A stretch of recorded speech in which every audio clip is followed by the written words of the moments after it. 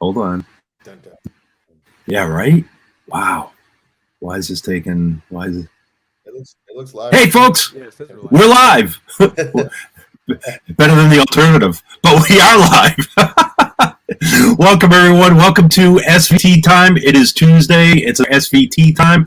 This is a special edition of SVT time that we like to call Sweet Talk, where we invite engineers, front of house guys, producers, anybody that's been using the SVT suite to come in and talk to us about their experience and how they're using the SVT suite. So, again, my name is Dino Monoxylus.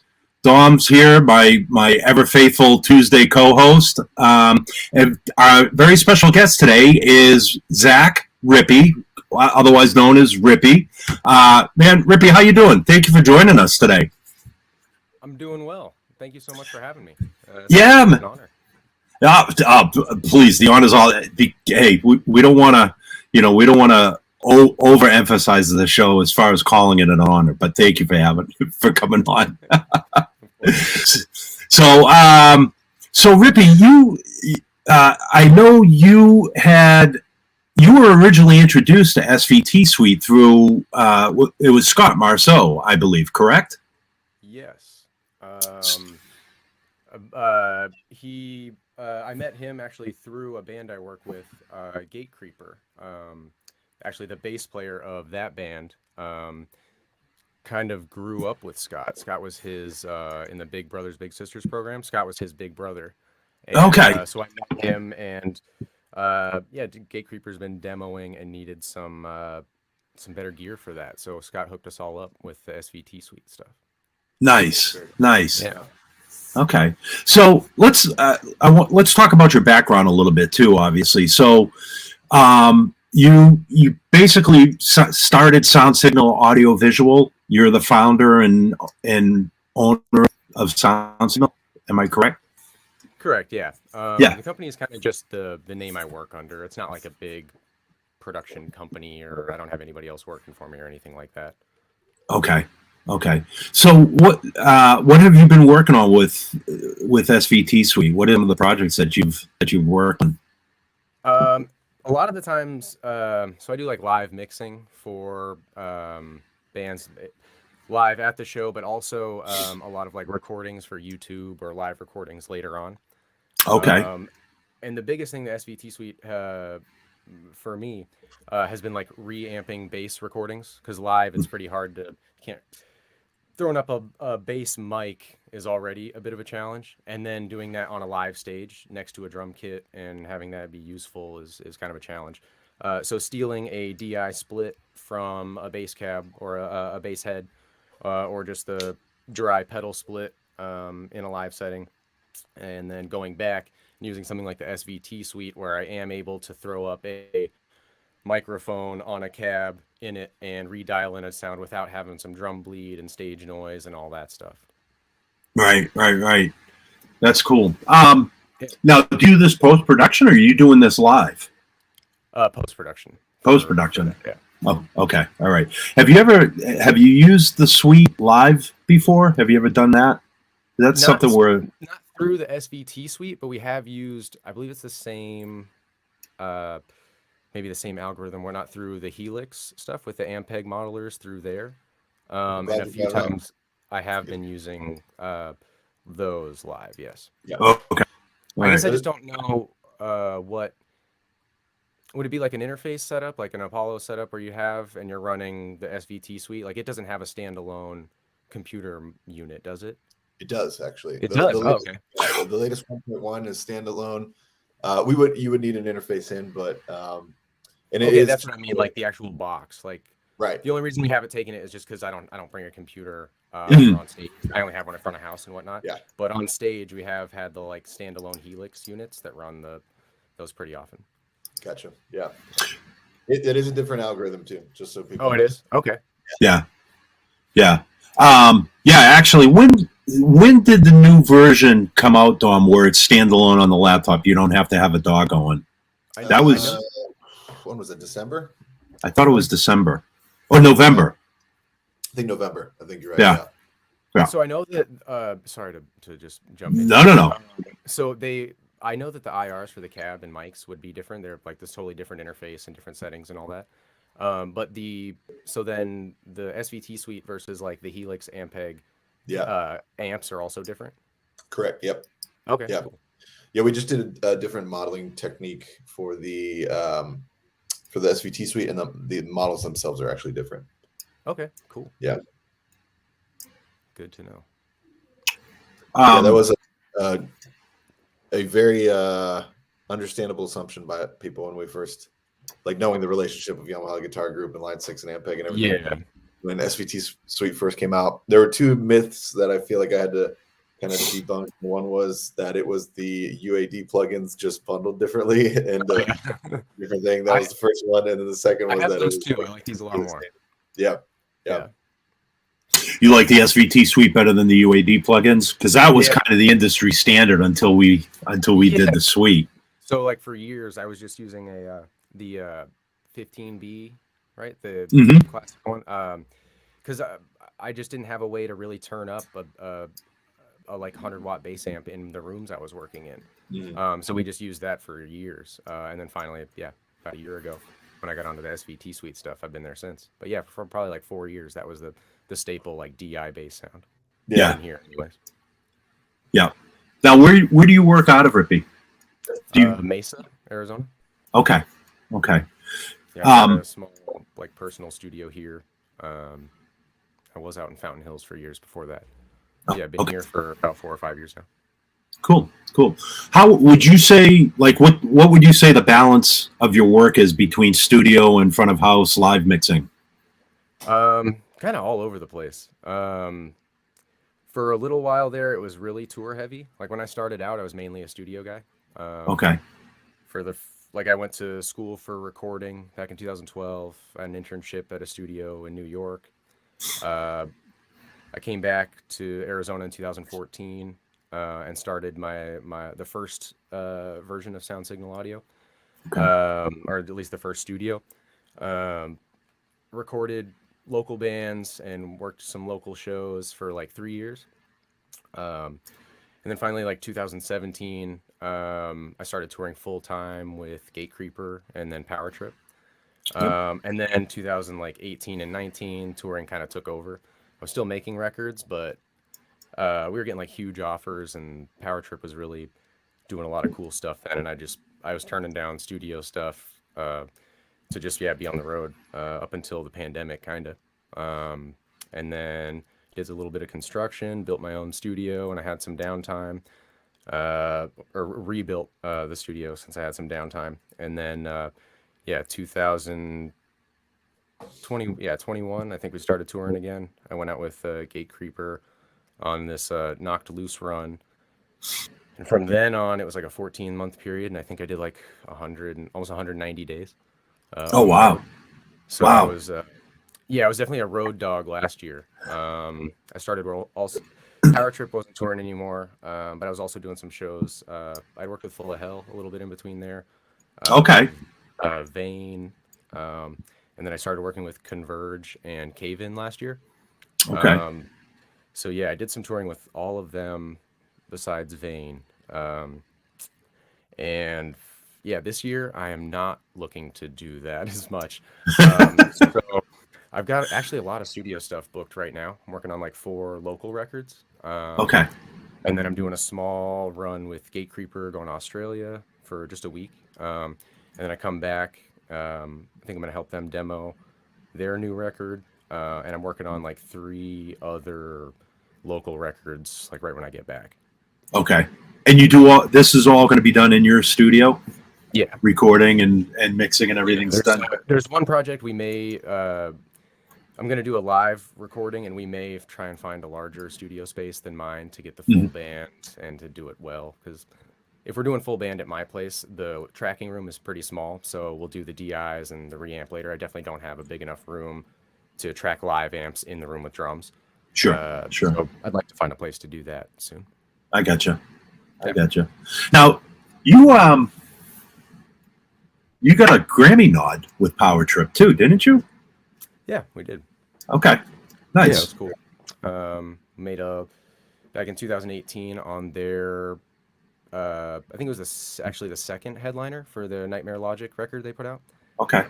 I was recording some sets just periodically for my own fun, I guess. And then over the pandemic, things were pretty slow, and I went back for like all the bands I worked for, and I started mixing live records or live sets, trying to see if there was anything worth making like a video out of, or putting something out, or putting something up on YouTube. So we went through, the Power Trip sets that I had recorded. And Blake went through a few and found two that he thought would actually be good enough to like do something with. So I mixed those just at home on the off time during the pandemic, and their friend Brent at Dark Operative helped them put that out kind of as like a COVID relief project originally.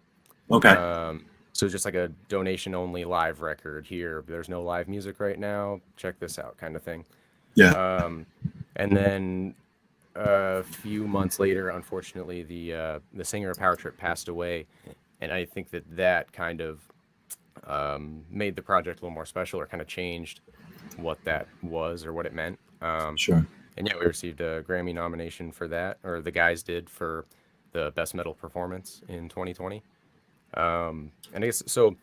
The way it works is like I don't know if I have like actual Grammy nominations, but I have the technical participant certificates for all of the technical production credits. So like mixing, mastering, and engineering. Yeah, I mean that's Dom. You would know about that, right?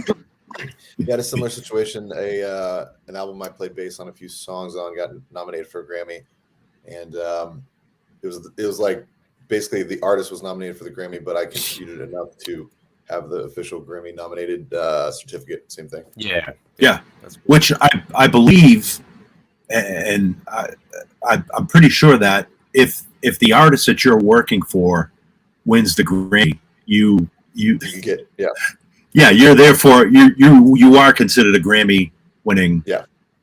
person. You are allowed to pay for your You're Grammy. allowed to say that, and they give you the certificate, but you're not allowed to get the actual gramophone. Right. Right. No, Unless you want to pay for it, though, right? You can say you pay for Well, it no, for sure, even if you want to pay for it. So I read into it. We could get the medals, but not the trophy. Really? Yes, they have two different things. Like even for just the nomination artist. So like even though Power Trip didn't win the award, afterwards when you don't win, they go, hey, you can still get this participation medal thing that's only for the artist specifically, like the people named at the show. Okay.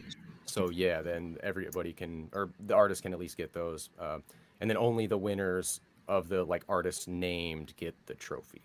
Okay. Interesting. Oh, that just makes it not worth it anymore. No, man, that's I not to get too far off subject, but I think that's kind of like, obviously, I don't know if you guys watched the Grammys a couple of weeks ago. We watched some of it, and it's the business that we're in. But that's the ultimate goal. Like that's the ultimate validation when you go back to mom and dad and say, "Hey, something I'm working on got nominated for a friggin' Grammy." You know what I mean? That's good on both of you. That really is. That's kind of like, that's a little bit of validation there. Of course, when you're at the grocery store paying for your groceries and say, yeah, when you take the so anyways, man, no, that changed things for my parents. I went from sleeping on floors with a band called Full of Hell to that. Yeah, they thought that was seriously. So what are some of your favorite, I know this is kind of a broad subject, but like when you're tracking a band per se, band comes in, and obviously Dom and I are both bass players here. And usually when I'm tracking with somebody or recording on a project, I mean, 9 times out of 10, it's usually just a drum track and a scratch guitar track and a scratch vocal track, and they want us to put a bass part down. But I like putting my bass part last, almost like the Paul McCartney approach, where it's like I want to hear the whole song so I can write a cohesive bass line. So when you're tracking bass, is that how what's your what's your work process, or what's your frame of mind when you're tracking a band per se? So same as you. I used to be a drums, bass, guitar guy, but lately I've definitely been a drums, guitar, bass guy. Okay. The drums or the bass for the most part. If you ask me, I want to follow that drum or kick pattern. Yeah. And you don't need the guitar to do that. But I found in recording lately that there's a lot of subtleties and maybe even tuning issues or other things because the guitars a lot of the times are doing a lot more. Maybe the guitars are bending stuff or the guitars are slightly throwing some notes. It's just not as straightforward, I guess, of an instrument, and it's a little more prominent. And so a lot of times I had been doing drums, bass, guitar, and then once we get to guitar, we realize the guitar, there's this one part where he uses the whammy or whatever, and then all of a sudden the bass part's out of tune and we're already past that. And that's actually happened quite a bit. So yeah, I'm a big drums, guitar, bass guy. And also, I guess I do a lot of local records and bass maybe half the time. Like I'm a bass player. When I played in a band, I played bass, and so I like to think I understand it. We have a lot of like rhythm guitarists or guitar players that are saying I'll just play the bass part, or I'll just play bass for the record. You know, I already know the parts better than teaching the other guy. Yeah. Whatever it is. And they just come in and they play rhythm guitar on bass instead of actually playing bass. So now I've tried to get those rhythm guitars out and then try to lay the bass in, and that's just seemed to be a lot better. So yeah, if you're asking me, I'd like to get drums and guitars down and then lay the bass in. We don't have to have all the guitars, but I need the rhythm guitars. I need the main guitar tracks done. Yeah. And then we're gonna put bass in and we're gonna follow those drums. Yeah. Now, do you? And I ask this to everybody. Do you like tracking with the plugin, or do you just track a clean track and then add the plugin after?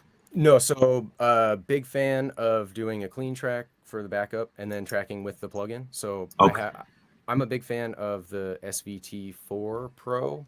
I like the SVT Suite version. I like my real version. Yeah. And so that's about all that. If you're asking me, unless a band comes in and he's, I've got my whatever I like using. Sure. If you're asking me, we're going to use one of these two. A lot of the times we don't have the room for the real one, and I can turn the other one up louder on the mic and cabs in the box. And so, yeah, I'm a big fan of using the plugin for playback all the time. And then having that clean split, and then with the band, we do like a reamp shootout. We try and get the coolest sound possible with the SVT suite that's already up, and then we bust out the real SVT and all the other pedals and stuff I have, and we just try and beat and keep going back and forth. And like, this one sounds better, this one. And then once we get something that sounds good in the mix, because I've got those guitars done, then we print that and live with it. Right. Okay. All right. Yeah. I'm gonna share my screen here because I want to take a look at let's walk through one of the resets here.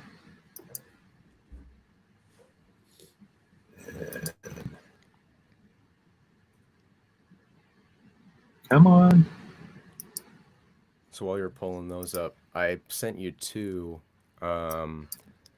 The loud and clean one, which is kind of a start for my jazz bass I have here. Okay. And the other one is kind of my start for the P bass. Generally, if we're using a P bass, it's going to be a little more growly. It's probably a loud guitar band coming in. And then the loud and clean one you have up right now is where I start with my jazz bass. It's pretty clean, but it's still loud. Now, I've never seen the Spike in 600 so much. That's right. Pretty cool. But I just want to point something out for anybody that's watching this, just kind of like a quick how-to. If you're trying to upload or save your presets, if you're trying to save them, you just click Save As, go to these, and then you can save them here, okay? If you're trying to upload, like Rippy had sent us his presets, I just have them sitting on my desktop right now, and it's literally just a matter of, here's the two that you sent. I'm going to reload. Yeah, I'll just. So I can't see any of your dialog boxes. It's only the. Oh, really? Yeah, it's just the main window. Yeah. Oh, bummer. Okay, sorry about that. I thought I was being slick here. Wow. You're halfway through. Oh, you're not seeing that open? We're seeing open, but we're I see not the seeing open, it. and then it just doesn't show your. Oh, but you're not seeing the dialog boxes. I got you. All right. So, anyways, yeah. So this is the first preset that you had set, loud and clean. Mm-hmm. Yeah, and like Dom was saying, the spike at 600. No compression. I know it looks terrible. It's not what it looks like though, because I mean, yeah. No. On that Can you one, go a to little input compression on the pedal side. I'm not sure, but yeah, I'm not Yeah. ahead that side. Yeah. So, Octaver Scrambler. Now, is there a reason why you have the opticomp or the compressor in the middle of the signal chain, Rip? Well, I kind of left those, I guess, where they're at. I didn't think about that too much because I'm used to having it on the head side, so I wasn't. I guess I normally don't put a compressor before things.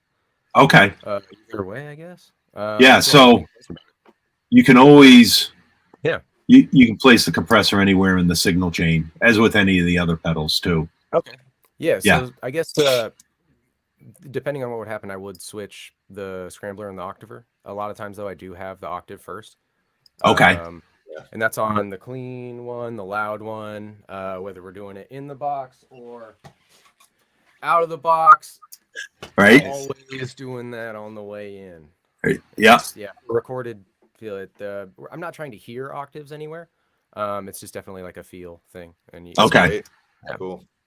I'm gonna have to try that trick of just kind of having that kind of slide in there. You gotta get rid of the 3 though. And I was messing with it earlier today. You can really just take all the 300 out and boost the 6. That's if you go to the other one, it's a lot. I think I'm doing the same thing, and you can hear it a lot more on the what's the other one? The growl one I have. That's I think. Yeah, I'll open that one. 6 to. I don't think I'm boosting any 9. What is it? What do you do? 900. Yeah. 2K, and then still pulling the 3. All right, never mind. I'm not boosting any 6 there. This is typically 3 though. Yeah, that's the P base one. And then for that P base one, depending on how much, like the whole thing changes depending on how much 300 you pull out. Okay. All right. All of a sudden, it's super scooped and not mid-range focus like a P base normally is. And you're riding the game pretty hot there too. Yeah. Okay. You got the master way down. That's the well, not the master way down. I think when they play, the master stays up. But that's the if you know, there's a really cool old noise rock band called Unsane, and Dave Curran. I don't know how to say his last name. He's a bass player. Anyways, he's also a front of house engineer, and he was with High on Fire when I met him. And I saw Unsane play, and I was asking him about it. And yeah, the distortion of their bass sound is just the gain, a P bass into a SVT Pro with the gain all the way up. Really cool. And he's playing 2 of them. And no compression, or does he have a compressed? Maybe he's doing some pedal stuff. I didn't see too much going on. Okay. I had some here because I was just blowing out the master section with my P bass. Yeah. Got some pretty hot pickups. Yeah, that's and yeah, same there, and then cabinet, square back, and an AV. Cool. That's cool. I like the box 810s because I generally here I use a 210. It's just much more manageable. To record. In the box I'm taking advantage of the full size. Yeah. And I gotta say, one of the things that I really dig about the suite, and I'm not a producer, nor do I know a lot about microphones. Like I know, the standard, the 414, the RE20, and the beta, but this just gives you such a great start on hearing what all these really expensive mics that we otherwise wouldn't go out and purchase You know, just to kind of give an idea. In front of an 810. What's that? I'm not. If I have one of those Coles, I'm not just going to leave it in front of an 810 and let. Right. I know. Yeah. Great. And the 121 too. You could. Yeah. Everybody loves the Cole Storm. Yeah, that is. We were finding that is definitely a go-to for this. Yeah, it's great. I've used them once in a studio. I've never had a pair or been able to get familiar with them, but this sounds great. Yeah. Yeah. I like the Coles in the SVT suite, and then on the Helix one, I generally use the 121. Okay. Yeah, what was weird was like some of the microphones that, and I won't say what they were, but like some of the mics that I thought were my, this is what everybody uses on a bass cabinet, and you know, and it sounds good, but then compared to like you said, compared to the Coles or some of the other microphones, you go, maybe that's not the mic for that cabinet, sort of thing. Yeah, definitely. So that's cool. Reaching for any of those usual kick drum suspects, that's for sure. I gotcha. And then, of course. Okay. That was the last thing I was curious about. Yeah, this is the hidden Easter egg, Rippy, in case you weren't aware. So I was not. This is actually this guy here. So Ampeg did an all-tube SVT DI a bunch of years ago, and we snuck, or I shouldn't say we, Dom actually snuck that in. What's that? That's the model of that. Yeah. That's the model of this. The other thought was, if you have your DI track, and it's cool because you actually don't need to send. I mean, you can just blend this in on one bass channel and kind of have a DI and, split that in with the other. It's almost like kind of cheating two tracks into one track. But a lot of times I'll run an amp on my, I'll basically split it into two channels, have it through or something like that, and then I'll only run the SVT DI on the second track. So it's kind of like you're almost like modeling your DI and modeling your amp setup. Yeah, that's cool. Yeah. Yeah, and actually, this is the input meter. You have some controls there that you can use in terms of gate. I'm gonna have to check that out because I've been really getting into which one of my DIs sounds the best and which input. Like I got 3 different interfaces now and going through which one, and I'd like to, throw this in the mix. Yeah, add some more variables in there. That's right. Yeah. What's your usual go-to for bass DI? Setup, I've kept mine pretty stock because I like, just like how I have Pro Tools stuff, I don't change any of the stock settings really because I want to just be able to pull it up and just go. And so I did save. I have 2 presets saved. I don't have many presets for anything. Besides this, I've got these 2 for bass, and I have one modified of the Van Halen setup in the Helix suite, and those 3 are where I just start if we're using an in the box anything. Gotcha. Okay. Just because it's the fastest, it does like a classic sound that I'm looking for, and it will probably get close to the music I'm working on. But yeah, I guess I haven't dove into this that far to see the DI or any of that. Yeah, that's cool. And now a tuner. Yeah. And now a tuner. Okay, so is the tuner different than the one built into the Line 6 side? That it's pretty similar to that one. That one I do think we borrowed code there. Yeah. And you can switch between strobe and needle. Can you do that on the Line 6? Yeah. I don't know. You can? I think you can. I just make everybody use the same one so it's consistent through. Yeah. That's smart. Yeah. Yeah.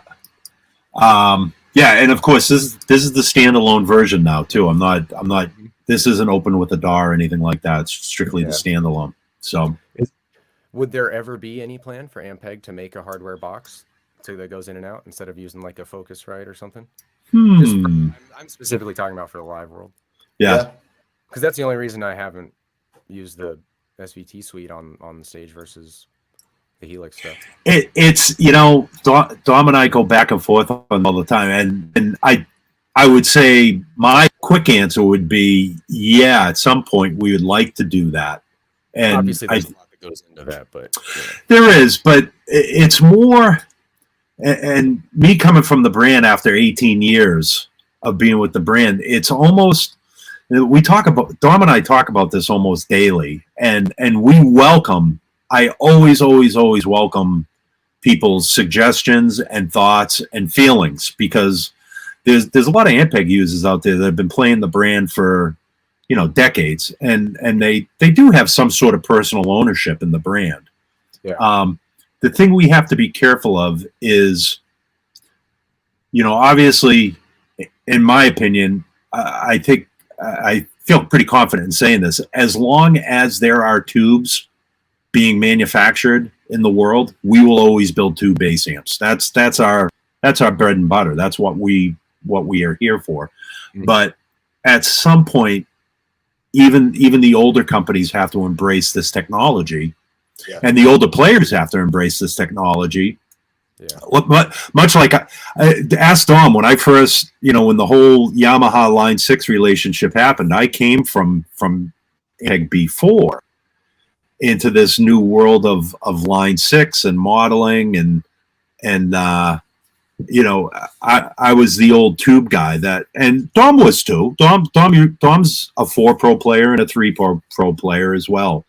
And I have a Helix, and some of the models that are in that Helix I really enjoy, and I actually like the idea that I can walk in on a fly date with a box, and you know what I mean, and a bass, and go, here's my rig, and if anything ever fails, I can grab another box and take my settings off my computer and put it in that box, and here's my rig again.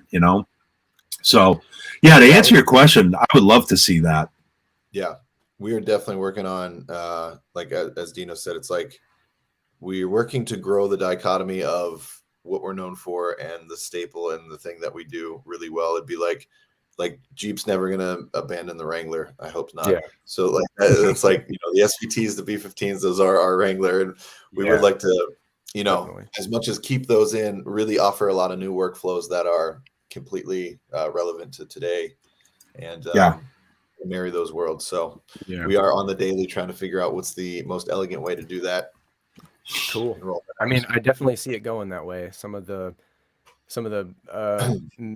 maybe more seasoned legacy bands that I work with, that people that have maybe influenced lots of bands that are out there now, they're all going to the, like you were talking about, the easier fly rig. They like being able to just show up at the fest. I've got everything in a one guitar case. Here I am. Yeah. I don't, because I got to be real. I love a classic SVT, but I don't like loading one. I mean, I realize why they're. I love it when you show up to a club though and they have one as a backline. If they do have a backline, it's generally an 810 classic with an SVT on it, and that's awesome. But yeah, I've done 1 or 2 tours where we brought one, and it was like, man, if we don't do this anymore, I'm not going to be that sad. Sounds great, but I'll take an inferior tone for the show. I mean, even the signal flow of setting up a hardware tube DI into an interface into a bunch of different things for my at-home tracking. I'm so spoiled now with SVT Suite that I don't even really bother with that. It's like I'm just direct in, and then I can control this after, because that's the other thing, is like having the flexibility of just changing this after the fact too, if you didn't get exactly the tone that you wanted. It's funny. On that thing, like I didn't find where the DI was or anything. I didn't see that you could move the pedals around. I literally just take it stock, and just I did go through all the mics though. I was like going through every mic, every tab. Like, all right, what is this? That was pretty cool. Yeah, and it's funny because actually we've actually had some people ask if we're actually going to build the Roctiver and the Phasifier, because I really enjoy the Roctiver. I think it's a really cool, and it tracks really well too. But these like the Opticomp, the Scrambler, and the Liquefier are real pedals that we make, and then the Roctiver and the Phasifier are 2 pedals that are actually, they were developed in the suite first. So I just assumed they were real because I've seen the Opticomp and the Scrambler around. Yeah. But I mean, this is a good test field to develop pedals as well, to see if there are pedals that work and pedals that don't work. So, but But yeah, all you really just yeah, there we go. Yeah, you just grab it and then slide it around. Put it wherever you need to. My mouse isn't working all that well, but anyways, you get the picture. Yeah. So yeah. Well, that's cool. Do you? I think we kind of answered that question. I was going to ask. I know the answer part to this, but Mhm. I haven't used it live. But Dom or Rippy, do you guys think that? Like, does anybody make an interface that is fast enough that you could essentially bring a laptop and just like a little interface and use this as a live setting, as a live setup? Could you do that? I've seen people try and do it with an Apollo. I was gonna say Apollo or a Claret, like Focusrite Claret, maybe. Yeah. I've seen quite a few Apollo rigs out there, and I mean, they're able to do it, but like I notice there's a delay in the DSP.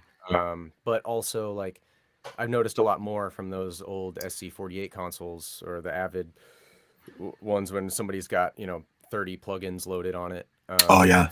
Notice some serious delay. So it's not anything worse than what's already kind of been introduced in the live world in the last few years. But I don't think there are any that are like real time like the Helix feels. Yeah. But you're not recording, you're not going in. I mean, you are going in and out. There is a conversion stage in and out, but it's pretty damn real time there. Yeah. But I don't know about interface yet. Okay.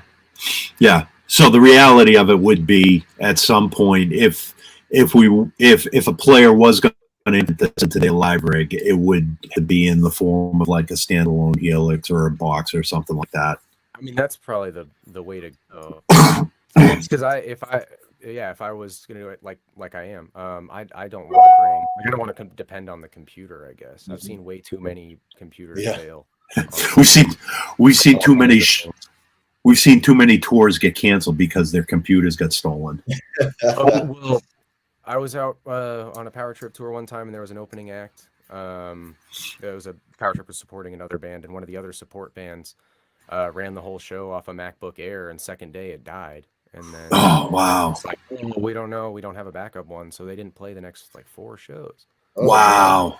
So they got a new MacBook, updated it, got all their software on it, migrated the stuff over. And it's like, that's the whole thing. Like, you gotta have a backup or like the instruments.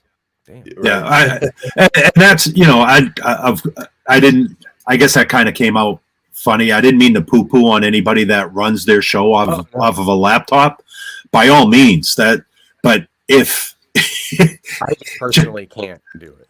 Well, but if you do, if I did, just like when I bring an amp to a gig, I always make sure I have a backup amp in my car.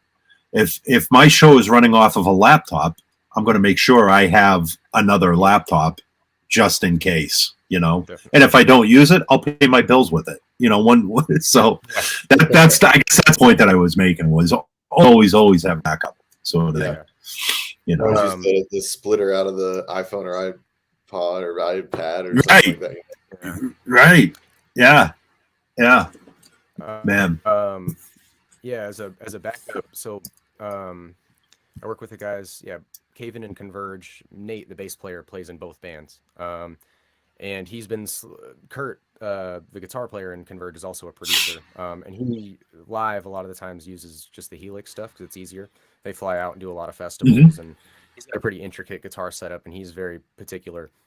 So for the last year or two, he's just been using the Helix stuff, and he's been trying to get Nate to switch over to that.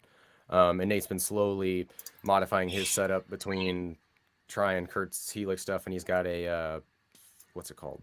The Quilter small. Oh, yep. And they're trying to figure out the best of both worlds because the Quilter is still just an amp. It is what it is. You don't have all the settings built in. You still got to bring your pedals. You got to bring the other stuff. And Kurt had the larger Helix thing, and now he's down to the smaller one. And I bet if there was a smaller bass or get something that would run the SVT suite like that, who knows? They Yeah. might Yeah. do it. Yeah, no, that's I've seen it. 'Cause, Like there's the bands are going towards that. yeah. Well, it's down to you not to get into the business of it, but you have a budget and a travel budget, and you take a band. I hate to say it, but you take a band like Metallica that's got 25 big rigs on the road, and coming from the trucking industry, it's like, I know what it costs to put 25 trucks on the road when essentially you could probably put 15 trucks on the road and save $500,000 in your tour budget every year, that sort of thing. I know that kind of, I will say the small amps are this is cool, but it's not nearly as cool, if you know what I mean. Absolutely. Yeah. It's fun. Like I have, when I go out to a gig, there's certain criteria that I have to follow before I'll bring an SVT. Otherwise, I have a V4, which is the 100-watt all tube Ampeg head. That's way more easy to carry. But like if it's an outdoor show, if it's an easy load in, if I know there's going to be stage help there to help offload the truck and all, then it's like, yeah, SV10 cab. Exactly. I'm gonna go both sides today. Yeah, I'm gonna bring two 810s, put one on each side. But yeah, if it's like if it's the press room in Portsmouth, New Hampshire, where you have to load up a fire escape, it's like, I think I'm just gonna bring maybe a Riot Base 110 and a DI sort of thing. Yeah. So, yeah. Do you have any like specific ways when you do have a bass player that's playing a live rig on stage, SVT 810 cab, do you have any specific ways of getting them front of house? Do you give them like one channel? Do you give them 3 channels? How do you go about getting a live sound for a bass rig?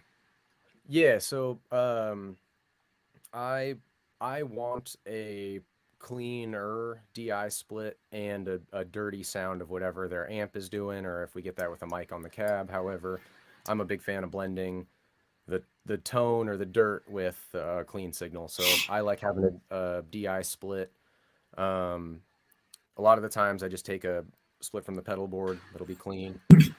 Or if they have like a drive pedal there, I'll try that with a lot of them have a pre and post setting. So if I don't need to add if I can not add an extra pedal onto their board, that's ideal. But if I can take the pre-setting from something they have on the board, and then say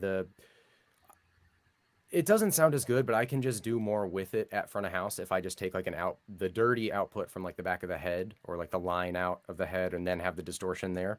It's definitely more. It's not as nice, but once you get the phase correlation dialed in between the two sources and then the cab itself in the room, I would much rather have that consistency and keep that than have the mic just rattle and move a little bit, and then all of a sudden I'm out of phase with the DI, and then during a show I'm fighting to find out why my bass is distant now and why it's not hitting, and all of a sudden kick drum's loud as hell in the subs. What's going on? So I'm a big fan of I want 2 sources, but generally DIs. I can get a good sound with a mic. I like throwing like an M88 or sometimes a 421 because they're just a little brighter. I'm not really a fan of like the larger low end, like the kick drum mics. I don't really do like a 52 or a 112 or anything like that. RE20s are a nice neutral sound, but I like the more bite things for the mic side, because I'm not really looking for that low end. If I am throwing up a mic, I'm just trying to get that maybe 300 and up. And so I'm looking for a brighter, dirtier mic for that. But I generally, we'll try to get the dirt sound in a live setting from the back of the head or a dirt pedal or something. Just because I can keep the consistency. Most of the bands I work for are crazy, got people jumping off the stage type thing, and a lot of my job is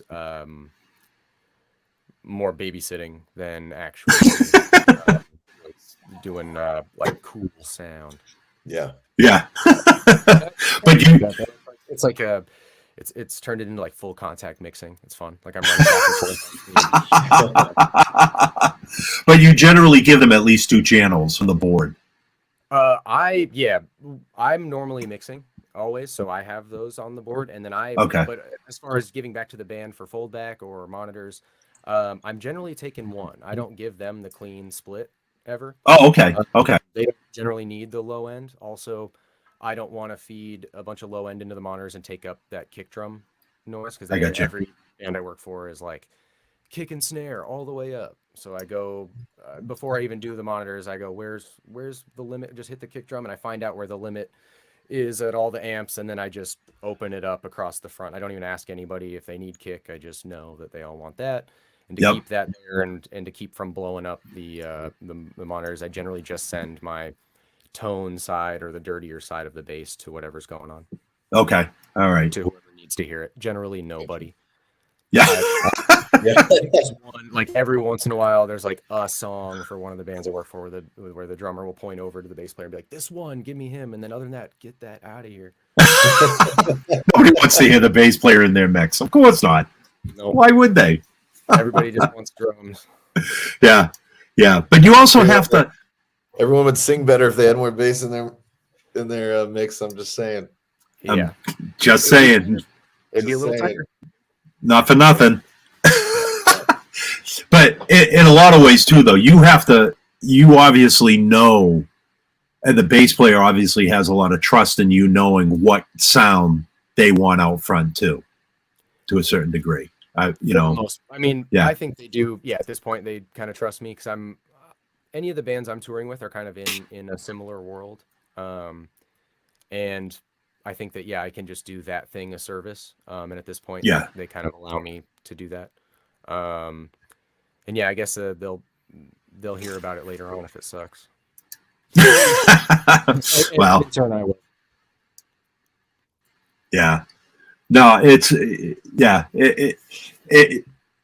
having a front of house guy that knows what the bass player. I guess the point I'm trying to get to is like, I am off of a string of shows last weekend where we were playing houses where it was a front of house guy, and they're all good. They're all great at what they did. They got us great in-ear mixes, but there was never any, like, when it was time for bass to sound check, it was a DI off of my SVT DI, which I sneakingly run this through my Helix and give them an SVT signal, just to give some. But it's kind of like, play 4 notes. Okay, bass is all set, sort of thing. Yeah. It's like, wait a second here, hold on. Then they'll spend a half hour on a drum mix.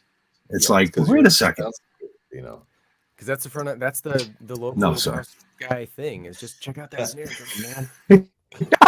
And it didn't help that the front house guy was a drummer too. That was the other thing too. Like they were geeking out over this. I'm like, son of a gun, man! Wow, check out my old SVT back here. Well, that's the other thing too. When you show up with like an SVT in one room, you show up and we showed up with the cabin and SVT. And the front, and it was a big room too. It wasn't like it was a small room. It was a big room down in Foxborough. And the front of house guy sees me wheeling. He goes, "Where are you with that?" I said, "Stage right next to the drum riser." "Where do you think I'm going with it?" He says, "You don't need that in here." I was like, "Yeah, I do." I said, "It's not going to be loud. It's just going to be big." So when you're working with a front of house guy that's not familiar with you and you're not familiar with it, it kind of gets weird after a while, I guess. Yeah. So I'm still a house guy part-time at venues out in Arizona. And as a house guy for years, like I understand there are certain things. Like there's like a 200 cap basement room I worked in forever, and when there would be a traveling front of house come through, it'd be like, "I need that hi-hat, I need those overheads up there." I'm like, man, we are in a basement with 200 people. Like you can't turn this down enough. Like, all right, you want to do that? That's fine. I would never want to tell or I would never tell a musician like the classic front of house guy, "Hey, turn the guitar down, you loud rock band." Like I mean, that's kind of the point. It's like my job to just make that work. If they want to be loud and they want to kill the first 40 people on the front of the stage, like that's their prerogative. It's not my show. That's up to them. Yeah. Yeah, I mean, I can make suggestions or just say, hey, are you gonna keep it that loud? Like, all right, like that's my job to figure that out. And so I couldn't imagine like telling a musician how to do their thing. Maybe that just comes from me. Before I played in a band for a little bit before I was a sound guy and I was a bass player, and maybe it is just that little bit of experience that makes me think that. But yeah, I kind of can't believe the nerve of a lot of local guys to just tell you what you need or don't need or how to do your job. Even so much as not even telling. It's just kind of like in that last weekend, my particular thing with this front of house guy, and like I said, it was fantastic. But generally, when I'm working with a front of house engineer now, I usually ask them, like, what do you need from me? Like, do you need me to turn down? Do you need me to turn up? Do you need less? I know I like bass on stage, but you might not like it out in front of house. So do you need me to turn? Like, I want to get the best sound that I can get without me just saying, hey, my sound, deal with it, sort of thing, you know? Yeah.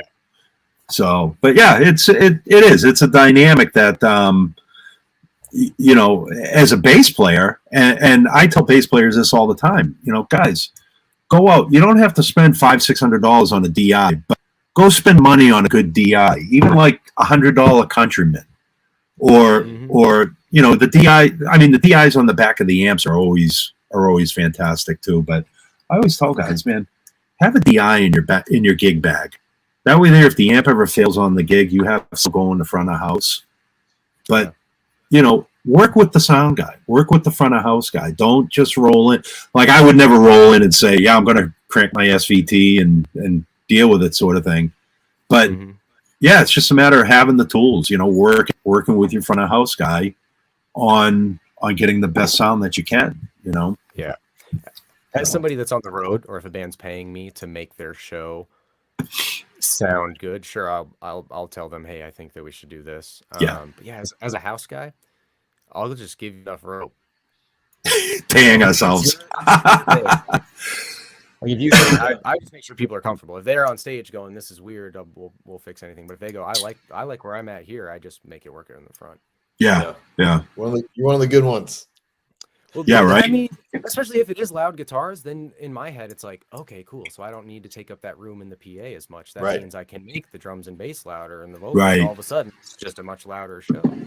And if it is a loud rock band that wants those guitars up, that's the people in the audience are generally into that. Yeah. Yeah. No, I don't normally have people. I have one time where some guy like brought his phone meter out and was yelling me at a Reggie's in Chicago. Like, in the middle of the set, he's got his phone out. It had a note on it first that said, "What you're doing is criminal. Turn it down." And then I was just like, well, I can't read your note. Get out of here. And then he brings up a meter on his phone, and he's just yelling at me like, "This is too loud." But every other time, I just have to say, "Hey, man, turn it up." So I'd rather the 1 in 100 person be bummed out and just make the show louder and just make the band happy. Yeah. When you start off, like, a lot of times, for if it's a local show too, they're not sound checking before, so it's a line check before they go on. And in that 10 or 15 minutes right before they go on, in front of everybody in the room, you want to tell that person to do something else or make them uncomfortable. Like, Yeah, right. I don't know, it seems kind of crazy to me. Yeah. No, that's a good approach. That's definitely a good approach. The guitar player in one of the bands I work with has a 100-watt Soldano slow, and whenever he rolls in with that, and this is a country band, mind you, and every time he rolls in with this amp, you always see, like, usually the front of house guys, hey man, not nine times out of 10, they're always asking him to turn up because he's one of the most quietest guitar players. But it's the damnedest thing. I think the opposite, right? And I think he does it just to screw with the front of house guys. Like, he's been doing it for a long time. Yeah. My experience with those, I think, so on that High on Fire tour, I was mixing Power Trip, and Dave, the bass player from Unsane, he's mixing High on Fire, and Matt Pike was playing 6 amps, think he had 2 Soldanos, 2. I forget what the other 2, and then he had like matching, and he was playing 6 stacks, and then Jeff, the bass player, was playing 3 in between them all. But yeah, there's plenty of nights where I was standing back in front of the house just going like, I think this actually is pretty criminal. Or like averaging 112. That's like gnarly. We have like, there's peaks and shit hitting 117, 120. This is like, this hurts. And I've got pretty bad tinnitus, and I didn't watch High on Fire that tour. It was right. Much. It's like they would start, and I was like, holy shit. Every house guy was like, I'm out for the sound check. I'm out. I'm gonna watch the remotes, or I'm gonna watch the amps remotely. I'm not in here. Yep. Like, yeah. It was crazy. Yeah, because at that point, I think the opposite. Yeah. Oh man. Well, Zach, do you have any up and coming projects that you want to talk about? Yeah. Couple things, I guess. Yeah, I'm working with a local band called Skin Ticket. They just put out a song a day or two ago called Lust, and I just like that one because it's very bass focused, I guess. Okay. I just the guy who plays bass in that band, Shelton, he's been my friend for years, and he's kind of particular about how the bass sounds and wants it to be up there. Normally the bass guitar is a rhythm instrument. It's hidden. It's supposed to support the drums. It's never something that, or not never, but it's generally not something that's adding to the forward part of the mix, whereas we want the bass to be up there with the guitars, with the drums, and want everything to be as loud as it can be. And so I think that one's pretty cool. It just came out, and I'm really happy with, I guess, how that turned out. Okay. And then I've got another project coming. I'm not sure when it comes out. We're finishing it up now. It's with a local band called Gem.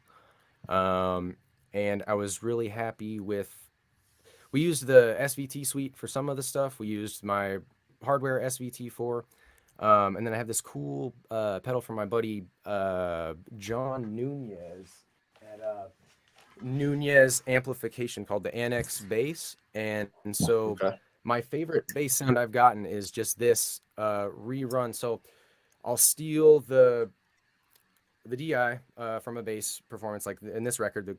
My favorite one is a clean DI. We'll reamp back through my through the Annex bass first, and then into my SVT hardware version, and then back into the SVT suite, but with the effects and the amp off. And I'm just using the IRs because I like those cabs for the bass way more than the Helix ones. And I do the same thing with guitars sometimes. Like if we're just doing it in the room, I've got some like Mesa and Orange amps that have the DI outs, and we just go direct in and use the IRs. But specifically for this, like having one drive pedal control and then having the versatility of the SVT4, and then, in my opinion, like way more versatility than I would be able to have in my actual studio with cabs and microphones in the SVT suite.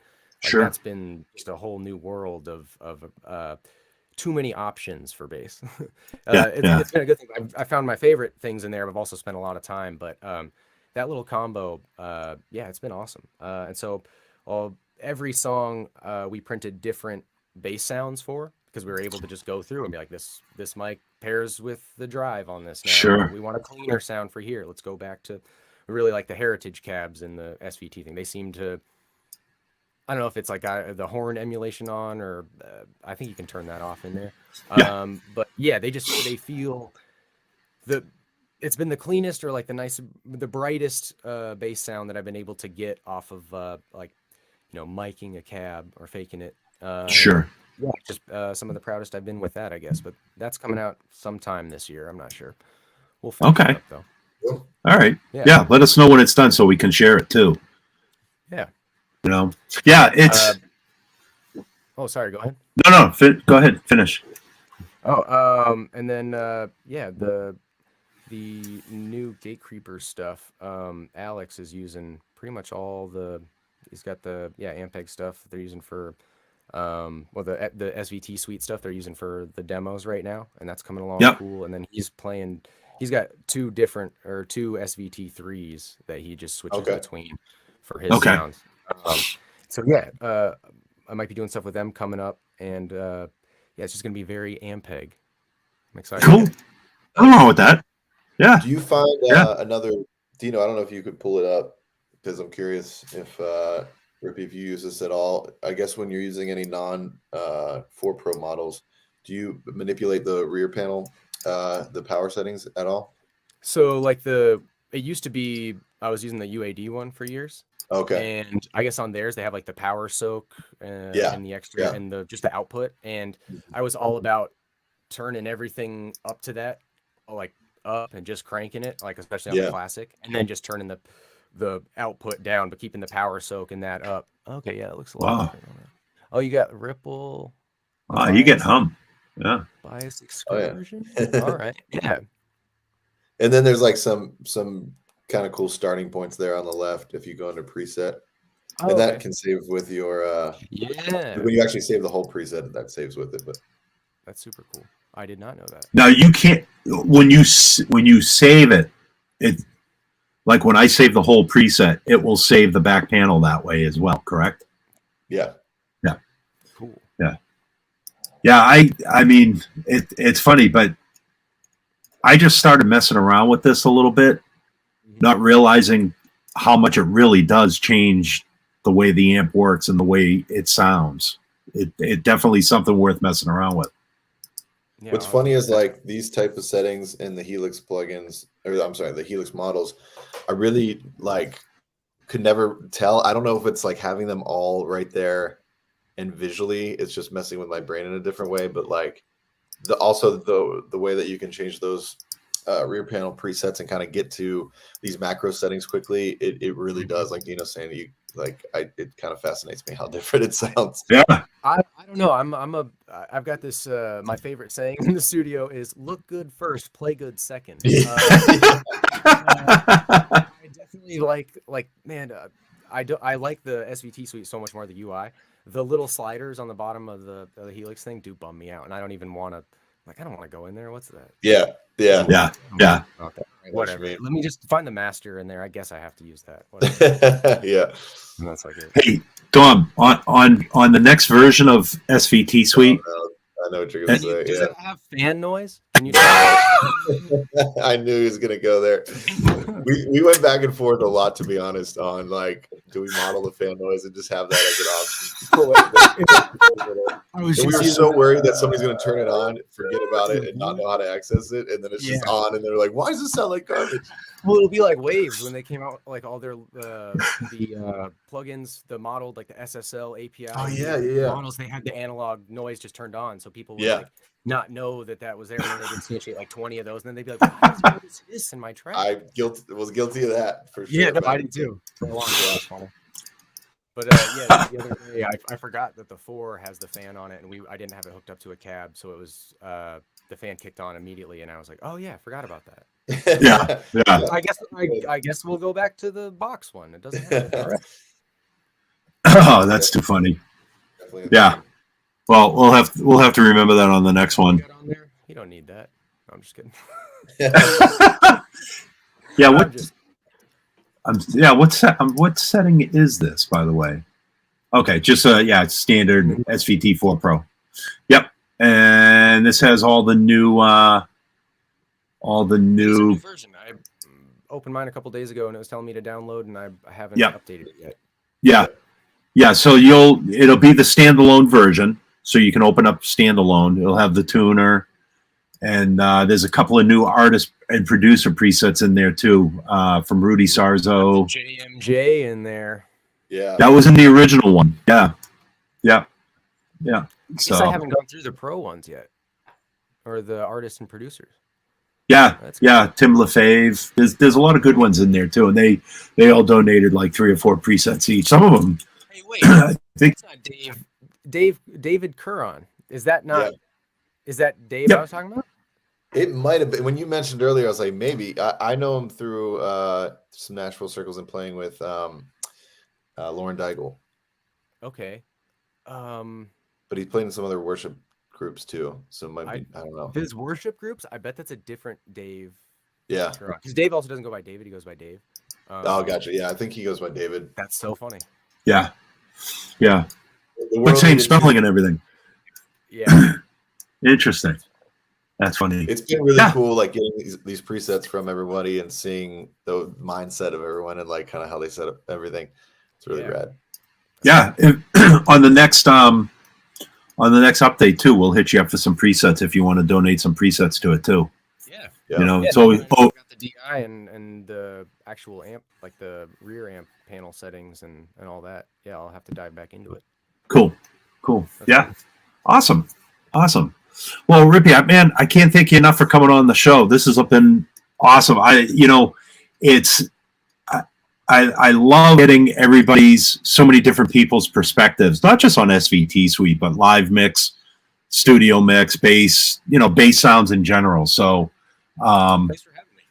Yeah, no, I totally appreciate you coming on, and we'll have you back on again at some point down the road when we come out with a new version of this, or maybe if we come out with a standalone version, who knows when that's going to happen. But again, standalone box. Yeah. Sweet. It's a little black box. It's got a cool, even if it has to be like that cool tube saturation on the output side that you can have or not. I guess it doesn't have to have a power amp. You don't need to go that far, right? And then it just runs the algorithm for the SVT suite. And you just can we call it the Rippy? Because that's call it cool. whatever you want. As long as I get cut, that's fine. Absolutely. Yeah, man. I think that would be awesome. Absolutely. And there would we reposting your URL there as well. Thank you. And yeah, man, thank you so much for coming on. Again, Dom, thank you for being here, and I'll thank Aaron in the background who puts this whole thing together for us and sends out the StreamYard link, and I can't thank her enough. And of course, Haji in the background for commenting on all the comments coming in and posting the URL here too. So again, we'll see you guys in 2 weeks. I think in 2 weeks, without checking my notes, I believe we have Sean McNabb from oh my gosh, Sean's played with everybody. But yeah, we'll have more background on Sean coming up, but he really has played with everybody from Quiet Riot to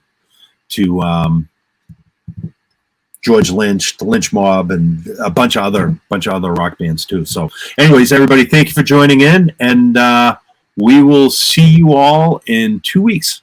Peace. Thank you.